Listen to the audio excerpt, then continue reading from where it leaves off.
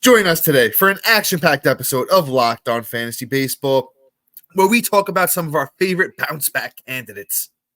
You are Locked On Fantasy Baseball, your daily fantasy baseball podcast. Part of the Locked On Podcast Network, your team every day.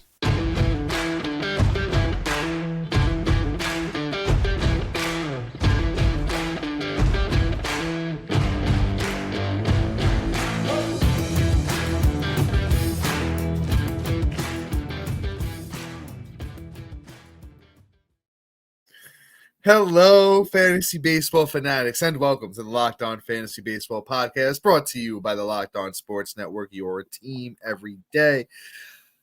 As always, we're your number one source of fantasy baseball knowledge, and thank you for making us your first listen each and every day. I'm your host, Dominic Martino. You can find me on Twitter at DomMartinoFB. Here, as always, with my brother, my co-host, my partner in crime, Matthew Ane, and you can find him on Twitter at Matthew_Ane. If you're listening on a platform like Apple or Spotify that allows 5-star ratings and reviews, we would truly appreciate it if you could do that for us. And if you're watching on YouTube and you haven't already, hit that little bell below. It subscribes you to the channel and also gives you a notification every time we drop a new episode. And lastly, but most importantly, join us on the Subtext platform. Guys, through Subtext, it's a one-on-one, in-depth, personalized experience. You get text messages right to your phone with updates. We have rankings coming out. We just dropped our initial rankings. Once again, get those on Subtext. We're going to have all sorts of stuff on there this year, especially this offseason, breakouts, busts, keepers, keeper questions, all that fun stuff. But guys, real quick, FanDuel is today's episode sponsor. Make every moment more right now. New customers get $150 in bonus bets with any winning $5 moneyline bet. That's $150. If your team wins, visit FanDuel.com/lockedon to get started today. And as I mentioned at the top of the episode, we're talking about some of our favorite bounce back candidates. And Matt, who do you got up first, brother? Whew, man, you must be tired from all that. But yeah. Yes, sir. All right. Yeah. All right. Let's talk about Mr. Carlos Rodon. Sorry. I'm starting to feel like you. Anyway, Carlos Rodon. Honestly, if you drafted him last year, you're cringing at his name coming out of my mouth right now. And I completely understand. He had probably one of the worst years I think I've seen of a pitcher that period that just has been drafted at such a high point. Like last year was a 64 innings pitched, 64 strikeouts. That's the only nice stat. 6.85 ERA with a 1.446 whip. And the FIP, if you don't have any pitching, 5.79. So that's just as fugly. Now, listen, Carlos Rodon is not that bad. Like, let's just be honest here. You look at his last 2 years where he just really showed out and said, yo, like, I am ready to just take the step forward. In his age 28 season with the White Sox, his final season, he had 132 innings pitched. He had 185 strikeouts. He had a 2.37 ERA with a 0.95 whip. Fantastic numbers.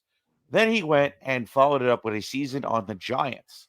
178 innings pitched, 237 strikeouts, a 2.88 ERA with a 1.02 whip.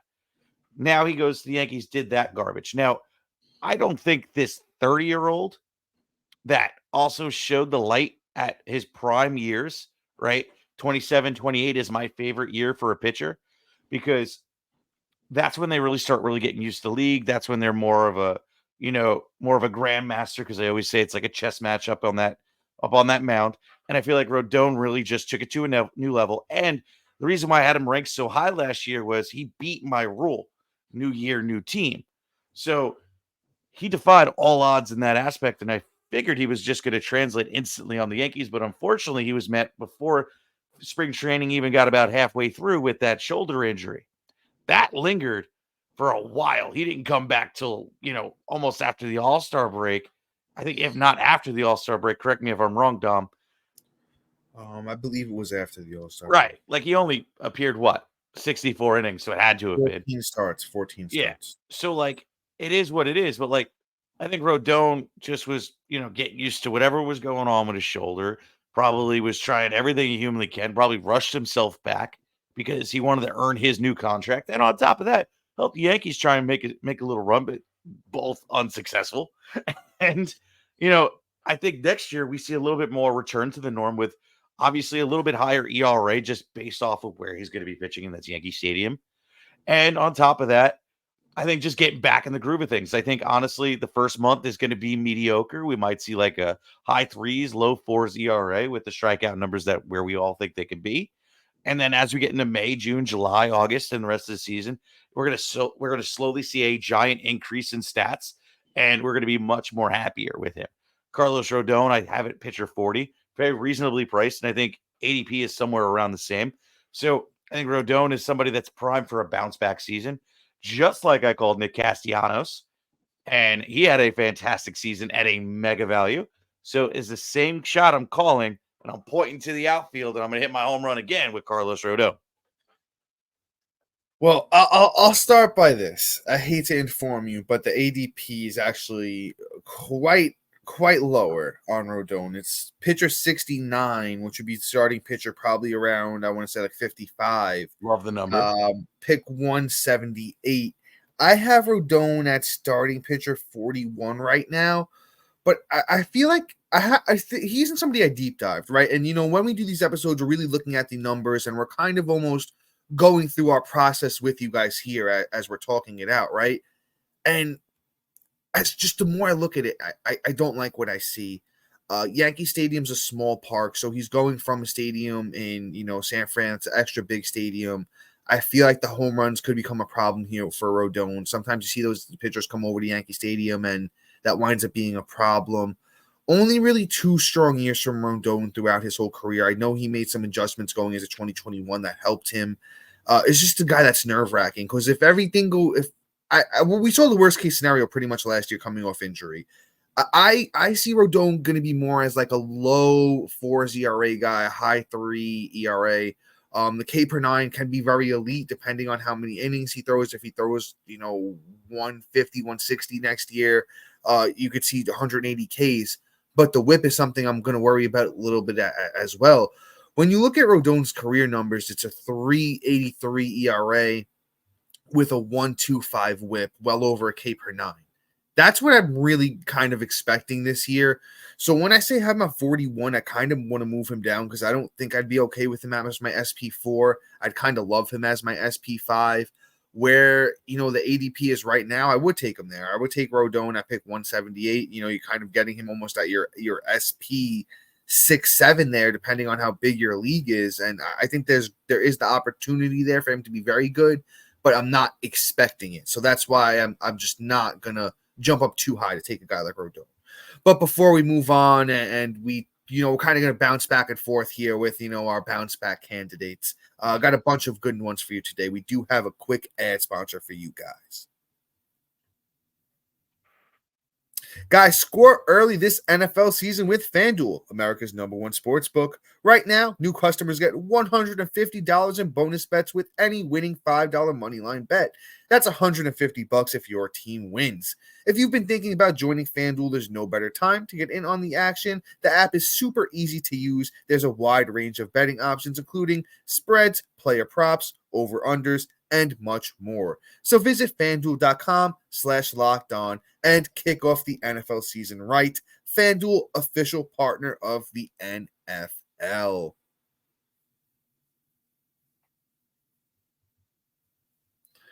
All right, guys, as we hop back in here, I think I'm going to, jump back in here and talk about somebody who I think is, due for a bounce back year, and it's Vladimir Guerrero Jr.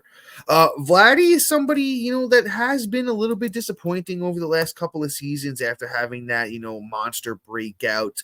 But I think we still forget this kid is 24 years old. He's only going to be 25 in March. There's still a lot of upside here. The home runs dropped down to 26 last year through 602 at-bats, only 78 RBIs. 78 runs, 94 RBIs, a 264 batting average. I think there's so much more here with Vladdy. And I think I have to check the ADP. I forget where he's going as I pull this back up. I think the value has slipped a little bit from where it was last year. And yes, it has. Vladdy is now the 5th first baseman off the board, pick 34. So we're getting a little bit of value on him here. He's going behind Freeman, Harper, Olsen, and Alonso.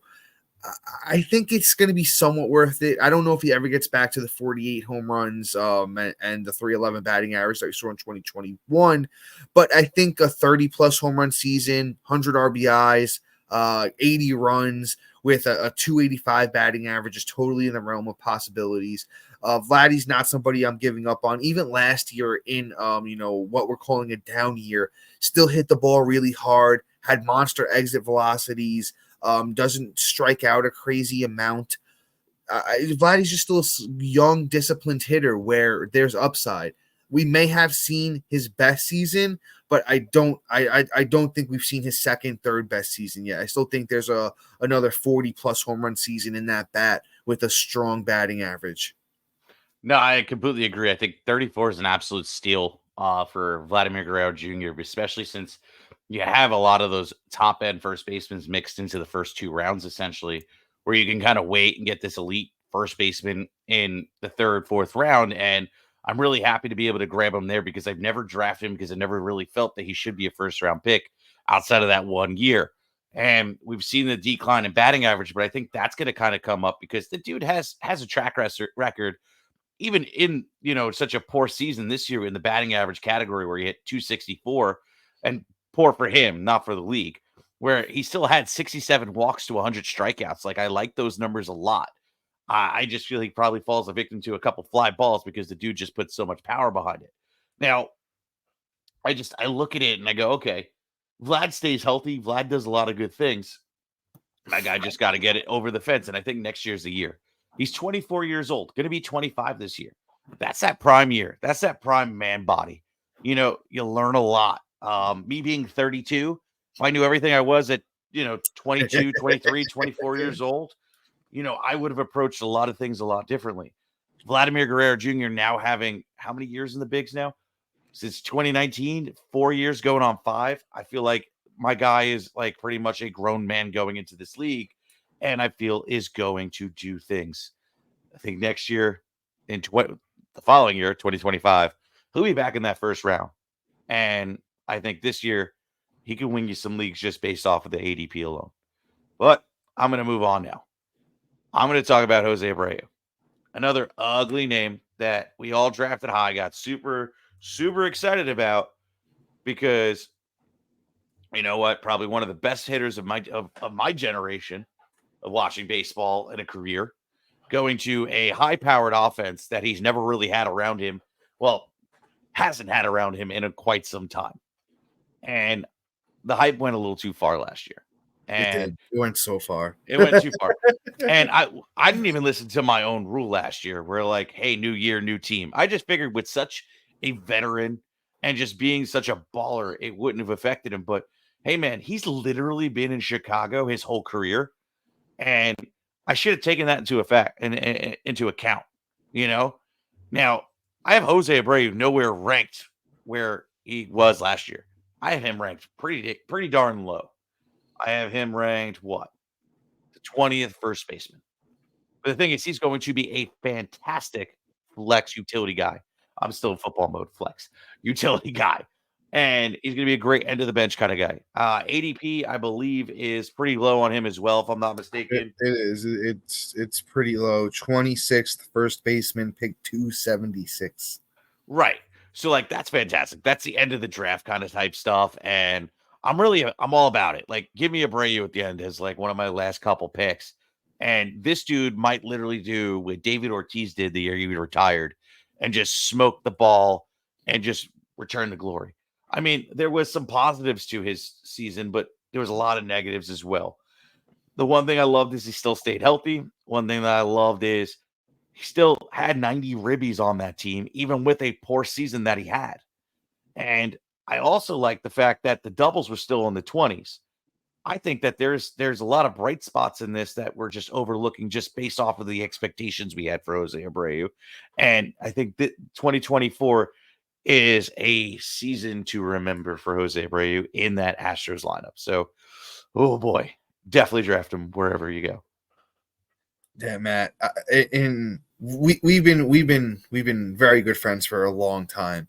I don't know if we've ever been further apart on a baseball opinion, because I'm just the total opposite way. I'm not touching Jose Abreu with a 10-foot pole. Going to be 37 next year. I honestly think he is only going to help you in one category, and the category is going to be RBIs. Everything has declined for Jose Abreu, and Father Time is still undefeated. Nobody's ever beat Father Time, and I think it's just Abreu's time has come. When a guy who's known for his eye and his play discipline has drops off as dramatically as it did last year, he went from a season of 2022, 62 walks to 110 strikeouts to 42 walks and 130 strikeouts. So that just shows you how far the bat speed has dropped off, that he can't catch up to stuff anymore. You know, the whiffs have gone up, the chase has gone up. He just doesn't really do anything good anymore. And if you're not getting, 30 home runs to go along with, a great RBI total, the runs total is not going to be good because he can't get around the bases like he used to. And I honestly think the batting average is not going to be what it used to be anymore either, because the pitch recognition is gone, the bat speed's gone. I think at best we're talking about a guy that's going to hit 250-ish. I just don't see it from Jose Abreu. That's my 26th first baseman. Honestly, if you can get him at pick 300, I'm not mad at it. That's a fine dart to throw at pick 300. He's just not somebody that I'm targeting. I could see myself having him on a few teams when it comes to where the ADP is. Let's hop back in, brother. Go for it. So I'm looking at like his baseball savant page, and okay, his exit velocity, his average exit velocity is down just a tick. Don't get me wrong, from 22, but it's only about 3 points that are easily correctable. And that's from an average of from 21, 20, 19, and 18. He had only 2 off from that. So like the exit velocity isn't there. 2 miles per hour off his max EV of 115. Yeah, but that's a lot when you're talking about exit velocity, though. That's like a solid amount. Sure, but it's also something you could make up too. Like you got to remember too. There was a lot of distractions in his game, and other than that, like launch angle was up, which can also explain a few things. I'm looking at, and I don't really go too much into these deep stats. The biggest thing that sticks out in just his weak point was his hard hit rate at 41% versus all the previous years being 50. So now I think that quite honestly, my guy is just going to fix that this year. And if he does, he doesn't, but he's free 99. Yeah, that's what I'm not mad at. The price is absurdly reasonable. I'm just saying I just don't foresee him having a good year. So I'm probably not throwing my dart that way, but I'm not mad at anybody that does that. For that price, you're not paying anything. Bro, you look at it, I'm looking at things that are just like not a complete turnoff. Like when you say Father Time caught up and it's a complete drop off, like 2-3 miles for me isn't a drop off. It's okay, it's a little bit, but at the same time, guy just moved out of a city he's been in for 10 years. Like there's a little bit more of a personal game. I think if anything, like I said, he may retire next year, and I think he might David Ortiz it. It's been done at this late age where the guy could just come up. So I think if anybody's going to do it, it's going to be Jose Abreu. And if anything, he shouldn't even be on the bounce back. He should be a sleeper. But, ultimately, Jose Abreu is going to be a nice pick for next year. But we spent way too much time on this guy. And before we move on, we got one last break for you.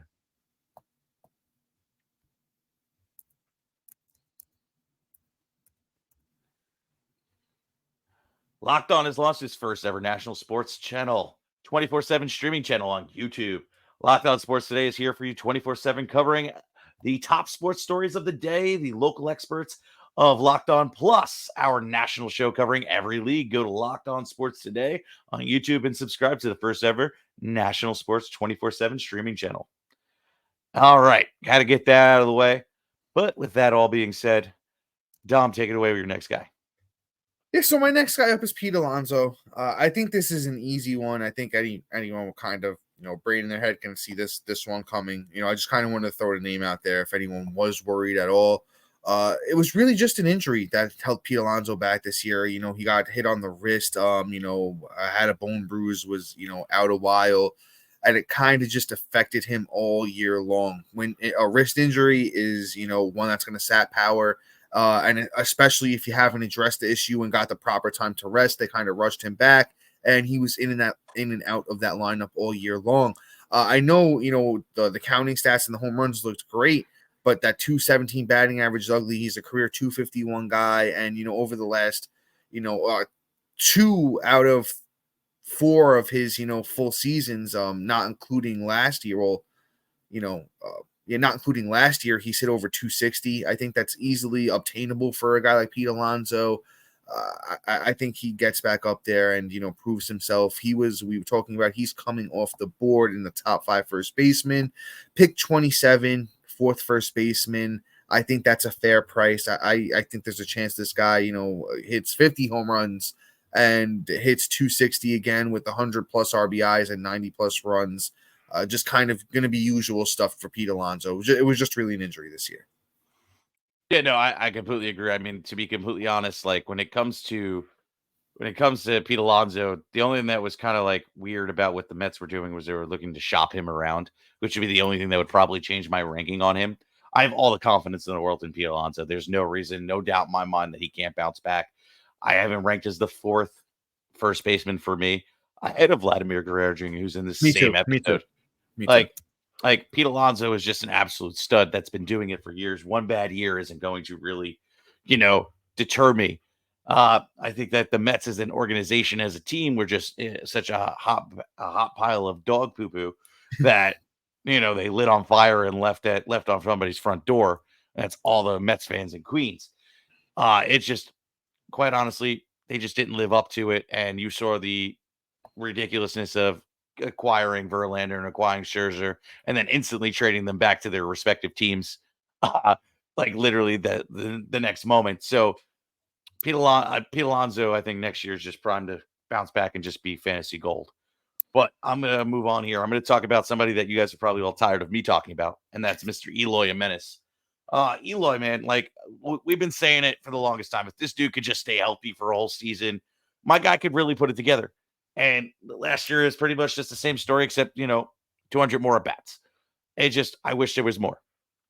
In 456 at bats, he had 50 runs, 23 doubles, 18 bombs, 64 ribs, 30 walks to 93 strikeouts, typical, batted 272. Eloy showed promise. He got hurt, cooled him off, and then came back and then couldn't really get it right. I feel like if Eloy Jimenez can just decide to take himself off the field and just play DH, which I think is the ultimate decision now. I think he's finally got his common sense in his head on right. He's going to be just fine. Eloy Jimenez's upside is absolutely insane. Let's put it that way. He could finish as probably one of the best players in baseball just based off of the fact that he has the total package, right? He hits for average. He could hit the ball out of the park. And the only thing that would probably leave you desiring is runs and ribbies because of the team around him. But with Luis Roberts playing the way he is, with Eloy hitting either in front or behind him, the numbers should at least be there to some extent of like 90 and 90 if he plays a full season with 35 to 40 home run upside. So Eloy Jimenez is just going to be fantastic if he can put it together. He's going as pick 212, I might add. So like he's your like outfielder, what, like 5, 4? Like, yo, please give me that. Like I was drafting him last year as like my outfield 2. Like, and I think he's going to prime and bounce back, and we're going to see a serious resurgence of him. The best part is too, you look at it, right? It's not even like he's an old pup. My guy is going to be 27 this year. He's got the man body, 6'4", 240 pounds. Like, I'm waiting for it to happen. And when it does, it's going to be magical. And I think 2024 is when it happens. Yeah, we're on the same page here with Eloy. I do want to throw out, there are some platforms where he did not retain that outfield eligibility. It's crazy because he played 14 games at outfield, and I know there's some platforms where you need 15 games. So check your eligibility with Eloy. If you do have him as an outfielder, I have him as my outfielder 33. Matt talked about the upside. There's legitimately 4 category upside here with Eloy. It's just there will be a season. I guarantee there's a season where he's going to play 145 games and hit you the 38 home runs with 115 RBIs and the 280 batting average. It's just, when is it going to happen? When is he going to be able to stay healthy? Like Matt said, if he can just play, if they can just get him to play DH strictly, there'd be a good chance or a better chance of that happening. We'll just see what happens there. And I kind of want to see how this White Sox lineup shakes out, because that's going to determine where the runs and RBIs are going to lie as well. But Eloy has all the tools to be a fantastic hitter, and I love the ADP at the moment. I will take him after pick 200 all day long. Let's move on to, I think, what's going to be my last guy here. So at the end of last season, I was out. I was done. You've heard us talk about this name before. We, as the season wind down, Matt and I had the haterade out for him. I think I'm buying back in one more time. Kris Bryant. Now, if everything goes right for Kris Bryant, it's a monster season in Colorado. It's 30 plus homers. It's a 300 batting average. It's potentially 85, 90 RBIs, right? Can this man stay healthy? I think it's the same question as Eloy. And let me check the value. I don't know if we're getting the same. Pick 262. So it's even later. It's even later than an Eloy. I pick 262. You can't really go wrong with that for a Kris Bryant. I love the upside. I just really want to see him get these injuries under control, because that's all that's holding him back. The talent is there. I don't think he's lost any of the talent. I have Kris Bryant as my outfielder 40. I think if you get him as your second utility bat, that's fine. But it just make sure you're ready to, have an IL spot open for a guy like Kris Bryant. 58th outfielder off the board right now. I think that value is just insane. Yeah, I mean, if he could manage to even play like 100 games next year, like that's going to be monstrous. You just pray he gets hurt in the middle and he's healthy in the beginning of the season to run you up the rankings in your league, and then to win you the championship at the end. That's a perfect world.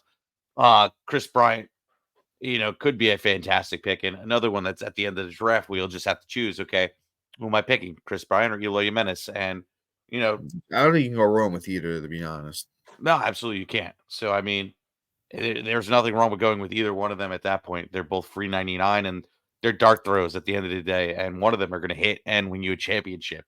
Just who do you want to ride the bet on, ride the wave on? But, can't really say much more, Dom. You did a good job there. Let's move on here. Let's talk about Tim Anderson. Tim Anderson had probably statistically his worst year ever. The dude that naturally just bats without even blinking, outside of like Trevor Ariza. Oh my God, I said Trevor Ariza, wrong sport. Damn, but that's a throwback. Yeah, Max, bro. Yeesh. Luis, I gotta go get my Trevor Ariza jersey. Yeah, you got the Houston one, right? No, I have the Lakers one. Come on, man. Oh, that's frisky. All right. But anyway, let's go back here. So my guy just was all reliable, right? He is who he is. He's gonna bat 300. He's gonna get like a bajillion runs, have a decent amount of ribs, chip in maybe like 10 to 15 home runs. Gonna get you some doubles in those point leagues. Like he had 29 and 21. Like that's just really who he is. And I think he's just going to return to his norm. He's 30 years old. It's not like he's, Rumpelstiltskin again, my new metaphor. But this is what happens. You have a 2-year-old and you're reading the stories every night. But anyway, where he's really old and there's like a serious decline. Honestly, it was a bad year. There was something wrong upstairs, I think, because my guy was swinging at people this year. The team was in turmoil as a whole. It just was an ugly thing going on in Chicago as a whole. And I think this year they're all going to get past it. We're going to see a lot of guys return to norm, and everybody's going to benefit. So Tim Anderson, bounce back, but you're not going to have to pay up. So if you miss out on somebody, miss out on a shortstop because they're going to go like hotcakes, Tim Anderson could be a nice backup. So I don't really have any extreme thoughts on Tim Anderson at the moment. He's still a free agent, so I kind of want to see this landing spot before I really speak too much more about Tim Anderson. Just not really a guy I'm targeting. Shortstop is, semi-deep this year. Tim Anderson's going at pick 400, so literally you could take him at your last pick in almost any draft right now and, potentially benefit. Matt did talk about the potential upside. You're talking about a guy who can, live in that close to right under 20 home runs with, right under 20 steals with a strong batting average. Just depends on that landing spot for Tim Anderson. So I don't have too much else to say on him. But guys, that's all for us today. Please be sure to like, subscribe, comment, rate, and review. This off season, we're starting to ramp back up. So make sure you join us on Subtext. You get access to all of our rankings and stuff like that on there. But guys, until next time, see you. Peace.